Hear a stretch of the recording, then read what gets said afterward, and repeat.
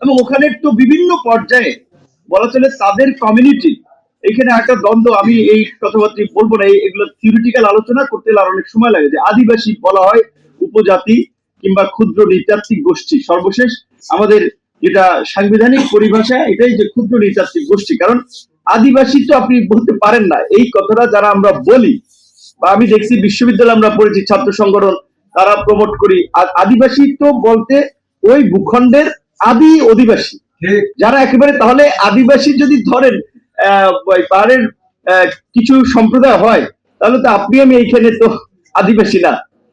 এটার অনেক ধরনের মানে কমপ্লেক্সিটি কিন্তু আছে। ইউএন এর পরবর্তীতে মানে বিভিন্ন ইস্যু থেকে শুরু করে আন্তর্জাতিক দেশে অনেক প্রেক্ষাপট আছে। বাংলাদেশের তো এই তো বাঙালি ভারতীয়, বিশেষ করে এদিকে কলকাতা ত্রিপুরা সহ আসাম টাসাম এগুলোকে নিয়ে বৃহত্তর বাংলা ভাষাভাষী মানুষের এই অঞ্চল নিয়েই তো মানে বিশেষ করে বাঙালি, এই অঞ্চলের মানুষের বাঙালি জাতীয়তাবাদ এবং এই অঞ্চলের মানুষের ভাষা বাংলা, তারা আপনার হাজার বছর ধরে এই অঞ্চলে বাস করে আসছে।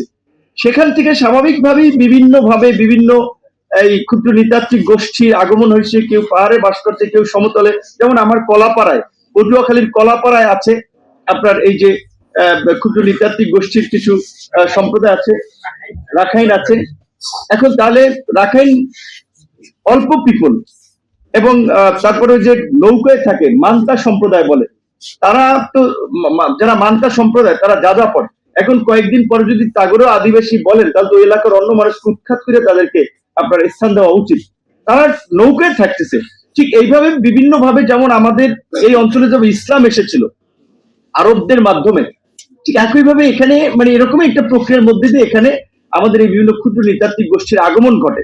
কিন্তু আমি জানি না, কারণ আমি তো নতুন মানুষ, আমার তো রাজনৈতিক বয়স বেশি হয়নি, এতদিন ধরে অফিসিয়াল ভাষা বিভিন্ন ক্ষেত্রে এই শব্দগুলো ব্যবহার করেই তো এই জটিলতা তৈরি করা হয়েছে। সুতরাং এখন অন্তত আমাদের এই সমস্ত বিষয়গুলোতে একটা কমন আন্ডারস্ট্যান্ডিং প্রয়োজন। অবশ্যই পাহাড়ে যারা আছে, সমতলে যারা আছে, সে ক্ষুদ্র নৃতাত্ত্বিক গোষ্ঠীর হোক কিংবা আপনার এই অঞ্চলের সাধারণ বাঙালি হোক, সবাই বাংলাদেশের নাগরিক হিসেবে প্রত্যেকেরই এই দেশে তার মর্যাদা সহকারে বেঁচে থাকার নাগরিক অধিকার, আইনের সুযোগ লাভ করার অধিকার আছে।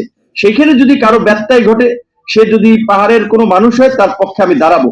কিন্তু এই পাহাড়ি বাঙালি এই বিভেদ এবং এই সংকটকে জিয়ে রেখে, যেটা আমাদের এই থয়েনচিং চাক বলল, যে নেতা তার মেয়ে বা নাতি পড়াইছে অস্ট্রেলিয়াতে, এবং আরো অনেকে আপনারা জানেন, এই সমস্ত নেতাদের কিন্তু পরিবার কিংবা তাদের কিছু টার্গেটেড পিপল বিভিন্ন দেশে পড়াশোনা করে আসে একটা লবিং তৈরি করার জন্য, ওখানে যাতে একটা নেটওয়ার্কিং হয়।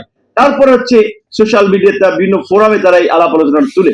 তো সেক্ষেত্রে এই বিষয়গুলো সম্পর্কে আমাদের সচেতন থাকা দরকার। এবং এই সরকার যদি, এই সরকারের সহযোগিতা যদি বিরোধী দল সহ আমরা করে এই সমস্ত বিষয়টা ঐক্যমতে পৌঁছাতে পারি, দেশের জন্য ভালো। তাহলে ভবিষ্যতে এই পার্বত্য চট্টগ্রামকে আর টুল হিসেবে কেউ ব্যবহার করতে পারবে না, বার্গেনিং টুল হিসেবে।